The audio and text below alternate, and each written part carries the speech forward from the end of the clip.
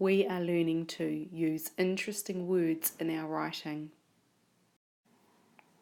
Today you're going to write a procedure about how to make a paper plane. Here are some interesting words that you might use in your procedure about how to make a paper plane. First of all, you might use the word aeroplane.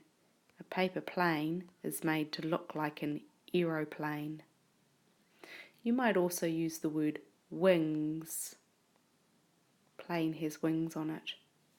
You might use the word craft.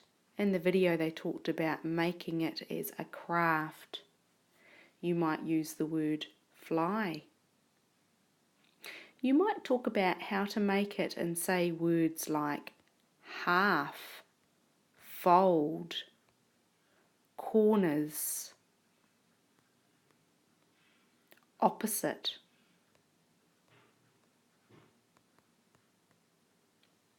You might be able to think of some other words that weren't in the video as well. You could talk about distance, being able to fly your plane a long way. You might talk about how high you can fly your plane. And you might talk about being nice and accurate with how you make your plane fly, making it go a certain way. These are all interesting words that you could use in your writing today about making a paper plane.